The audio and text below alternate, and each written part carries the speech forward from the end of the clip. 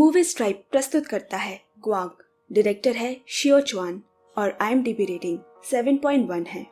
दोस्तों, अगर आपको हमारी एक्सप्लेनेशन सुनना अच्छा लगता है तो वीडियो को ढेर सारा लाइक्स, शेयर एंड चैनल पक्के से सब्सक्राइब करें। चलिए इस वीडियो पे 10K लाइक्स का टारगेट रखते हैं, तो लाइक्स करते रहिए। वेन ग्वांग का भाई उसे कुछ लाइंस याद करवा रहा है। मेरा नाम वेन ग्वांग है, मैं 27 साल का हूँ।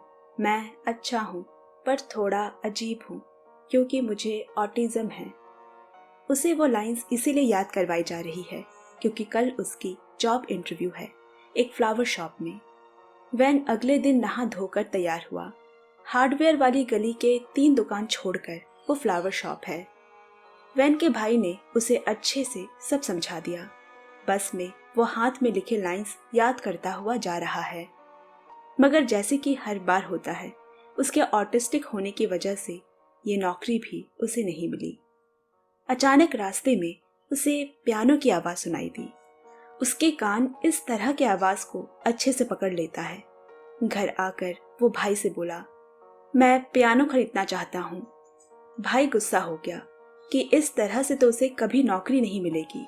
वो खुद एक क्लब में वेटर का काम करता है, तनख्वाह भी कम है, इसीलिए वो चाहता है कि उसका भाई अब अपनी जिम्मेदारी उठाने लायक कमा ले। अब एक पियानो की दुकान के सामने कुछ देर खड़ा होने के बाद वैन हिम्मत जुटाकर अंदर गया और एक कांच के पियानो के पास जाकर बैठ गया।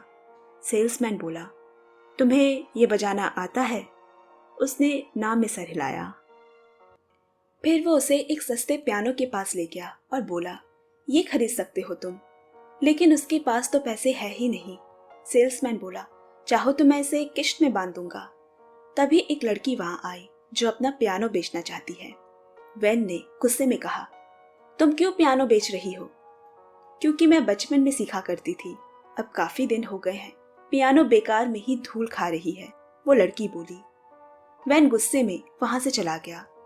वो लड़की और सेल्समैन दोनों ही हैरान रह गए। अब बस स्टॉप में दोनों बस का इंतजार कर रहे हैं। वही दोनों की थोड़ी जान पहचान हो गई। उस लड़की का नाम स्युआन है। उसे पता चला कि वैन ऑटिस्टिक है। अब एक जगह वैन को बर्तन धोने का काम मिल गया। वहां उसे कांच के ग्लास टकराने की आवाज सुनाई दी और वो उनकी तरफ आकर्षित होने लगा। घर पहुंचकर उसके पास एक कांच की ग्लास को उसने कार्टन में संभाल कर रख दिया। अब उसे जहां कहीं से भी कांच की ग्लास मिलती, वो उसे अपनी कलेक्शन में शामिल करने लगा। अगले दिन वैन का भाई और उसका दोस्त वैन के काम खत्म होने का इंतजार कर रहे हैं। इतने में उसके भाई को उसकी गर्लफ्रेंड का मैसेज आया। दोस्त ने कहा, तुम दोनों फिर से साथ क्यों नहीं हो जाते? भाई बोला, मैं यहाँ खुद का खर्चा नहीं संभाल पा रहा, ऊपर से वैन की जिम्मेदारी भी मुझ पर है। मैं उस लड़की को कुछ नहीं दे सकता। अगले दिन भाई वैन को लेकर एक्वेरियम शॉप गया, टैंक साफ करने का सामान लेने। वहां वैन का ध्यान ढेर सारे कांच के फिश बाउल की तरफ गया। वो उनकी खनक सुन रहा है। भाई को लगा शायद उसे भी अपने लिए एक एक्वेरियम चाहिए, तो उसे एक गोल्ड फिश खरीदती। मगर वैन की नजर तो बस उस फिश बाउल पर थी। घर पहुंचकर उसने फिश को एक टिन के डब्बे में डाल दिया और कांच के फिश बाउल को अपनी उसी कलेक्शन बॉक्स में। कुछ दिन बाद वैन को उसकी पहली पगार मिली और अगले ही दिन वो कांच के बर्तनों की शॉप पहुंचा और जो जो उसे पसंद आया उसने वो सब ले लिया। उसी दिन सुआन ने वैन को देखा जो एक छोटे से बड़े कांच के ग्लास के सजे टेबल के सामने बैठा है। ये उसी ने सजाए हैं। वो उसके पास गई। वैन बोला, इन सारे ग्लास की खनक अलग है, हर एक की अपनी खास खनक है। ये वाला F है, ये B और वो लगभग C है।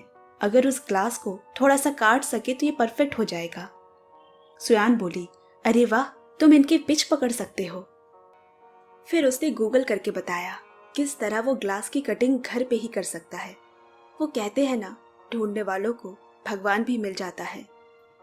घर पहुंचकर उसके बताए मुताबिक उसने कांच के ग्लास को काट कर परफेक्ट सी बनाया।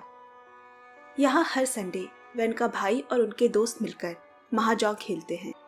एक दिन वैन की काम करने वाली जगह पे उस पे ग्लास चुराने का इल्जाम लगाया जा रहा है। उसका भाई भी वहां पहुंचा और स्टॉल की मालकिन के साथ उसकी तू मैमे हो गई। घर आकर उसने वेन को डांट लगाई। क्या जरूरत थी ग्लास चोरी करने की? मुझे बोला होता, मैं ला देता। उसे समझा रहा है कि तुम्हें खुद के पैरों पे खड़ा होना सीखना होगा। कल अगर मुझे कुछ हो गया तो तुम क्या करोगे? रास्ते पे खड़े होकर भीख मांगोगे क्या? वैन वापस से इंटरव्यू की लाइंस दोहराने लगा। मेरा नाम वैन ग्वांग है। मैं 27 साल का हूँ। मैं अच्छा हूँ। वैन के बचपने को देखकर वो ज्यादा देर तक गुस्सा नहीं रह सका और उसकी हंसी छूट गई। उसके बाद भी वैन कांच की शॉप्स जाकर कुछ खास ग्लास को ढूंढता रहता, पर अब तक नाकाम रहा। एक दिन बस में उसने सुयान को देखा। वो बहुत खुश हो गया और उससे मदद मांगी। उसे 2 ग्लास और चाहिए, एक बड़ा गोल सा और एक छोटा। कोशिश करूंगी, सुयान बोली। उस शाम भी वेन को उसके भाई ने एक दूसरी इंटरव्यू के लिए लाइंस याद करवाई। कल उसकी एक मॉल के कैफे में क्लीनिंग सर्विस की जॉब इंटरव्यू है। इंटरव्यू अच्छा गया। इस बार वेन ने कोई गलती नहीं की, मगर उसकी गलती बहुत बड़ी है कि वो आम लोगों जैसा नहीं। वो भी रोज तैयार होकर जाता और निराश होकर लौटता। मॉल में क्रॉकरी सेक्शन से गुजरते वक्त उसे उसकी परफेक्ट C5 पिच मिल गया। वो कांच का बॉल दिखा जिसकी उसे तलाश थी, लेकिन बहुत महंगा है। वेन मायूस हो गया। शाम को वेन के भाई ने उसे बहुत डांटा। वो खुद अपनी थोड़ी सी सैलरी में गुजारा नहीं कर पा रहा, यहाँ तक कि अपने भाई के लिए गर्लफ्रेंड को छोड़ दिया जिसकी अब शादी होने वाली है। वो बहुत नाराज है उससे। तब उसके दोस्त टोनी ने कहा कि वो उसके भाई को अपने यहाँ नौकरी पे रख लेगा। सोने से पहले वेन बॉक्स में झांक कर देख रहा है। अब बस एक ग्लास की कमी है। वो दिन भर उस ग्लास के लिए यहाँ वहां भटकता रहा और फिर एक कचरा उठाने वाले के पास उसे वो पिच सुनाई दी, लेकिन तब तक वो गाड़ी में कचरा डाल चुका था। वेन ट्रक के पीछे पीछे दौड़ने लगा। फिर जहां ट्रक रुकी वहां उसे बहुत ढूंढने पे आखिरकार वो ग्लास मिल ही गया। फाइनली उसका कलेक्शन पूरा हो गया। बहुत खुश है वो। पर जब वो घर पहुंचा, माहौल बिगड़ चुका था। घर पुलिस आई है। उस दिन मॉल से वो बड़ा कांच का बॉल चुराते वक्त सीसीटीवी में उसका चेहरा कैद हुआ है।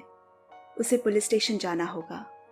भाई ने गुस्से में वेन को खूब मारा, खूब भला बुरा कहा और उसका ग्लास का बॉक्स उठाकर बालकनी से नीचे फेंक दिया।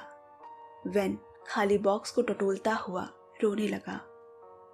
वो स्टॉल वाली औरत सही कहती है, तू पागल है, पागल है। जब माँ मरी थी तब भी तू नहीं रोया, और आज कुछ कांच के टुकड़ों के लिए तेरे आंसू निकल रहे हैं। ये सब कहते हुए उसका भाई गुस्से में नीचे खड़ी पुलिस की गाड़ी में जाकर बैठ गया। शाम को वो घर वापस आया तो देखा वैन घर पे नहीं है। उसके सारे चिल्लर पैसे भी वो साथ ले गया है और उसकी साइकिल भी गायब है। काफी देर इंतजार करने के बाद उसने टोनी को फोन किया। वो हर जगह गए जहां वो जा सकता है, कहीं नहीं मिला। शायद वो गांव चला गया है, पर वैन उसे वहां भी नहीं मिला। फिर पास की कैंटीन में उसे स्कूल ड्रेस में 2 भाई बैठे दिखे। उसे अपने बचपन की बातें याद आ गई। किस तरह एक दिन वो स्कूल के बाहर बारिश के पानी में तैरने लगा था। माँ उसे खींचकर घर लाई थी और उसे खूब मार पड़ी थी। वो सच में बाकियों से अलग है। मुझे उसके साथ ऐसा नहीं करना चाहिए था। जाने से पहले वो माँ के कब्र पर गया। उनकी माँ बहुत छोटे में ही गुजर गई थी और जाते वक्त वैन की जिम्मेदारी उस पे छोड़ गई। उनके आखिरी शब्द में भी वैन के लिए फिक्र थी। मुझसे कहा था, वैन को नहाने और ब्रश करने के लिए रोज बोलना, तुम खाना खाओ तो उसे भी साथ बिठाकर खिलाना और देखना कि वो पूरा खाना खाकर ही उठे। वो उसे वैन का बड़ा भाई बनाकर गई थी। शाम को हार कर वो रो पड़ा। इतने बड़े दुनिया में कहाँ ढूंढूं मैं वैन को। अब यहाँ वैन को दिखाया। वो अपनी ही धुन में है। कहीं से ग्लास चुरा रहा है, कहीं से कुछ औजार। मार भी पड़ती उसे वो अधूरा काम पूरा करना है, क्योंकि उसे लग रहा है कि काम खत्म करके वो उन चीजों को उन्हें वापस कर देगा। भूख लगने पे वो झूठा खाना खाता। लावारिस लोगों के बीच उसकी रात कट रही है, फिर भी धुन का वो पक्का है। हैरान परेशान सा वैन का इंतजार करता उसका भाई बस स्टॉप पे बैठे हर आते जाते बस को देख रहा है। फिर उसे सुआन दिखी, जिसे उसने पहले भी वैन के साथ देखा है। उसने सुआन को वैन के बारे में बताया। उसे परेशान देख वो बोली, चिंता मत करो, हम साथ में वैन को ढूंढेंगे, और उसका फ़ोन नंबर लिया। उस दिन जब वैन का भाई घर आया, वैन उसे दरवाजे की चौखट पे बैठा हुआ मिला।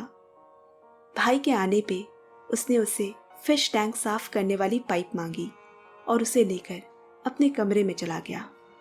वैन एक अजूबा कर रहा है जो आज तक किसी ने नहीं किया। उसने पियानो के सारे धुन उन कांच के बर्तनों से निकाले। अद्भुत दृश्य है ये। वैन को दुनिया भले ही जो भी समझे, उसे जो करना है उसने तो वो कर दिखाया। आगे जाकर उसे अपने इस हुनर के ऊपर पियानो ट्यूनर का काम मिला। इधर उसका भाई वैन से सुआन के बारे में पूछता है। उसे वो पसंद है। मूवी यही खत्म होती है। दोस्तों, आज की एक्सप्लेनेशन आपको कैसी लगी कमेंट में ज़रूर शेयर करें और चैनल को भी पक्का सब्सक्राइब कर ले। आपसे जल्द मिलते हैं अगले वीडियो में। Bye bye, love you and take care friends.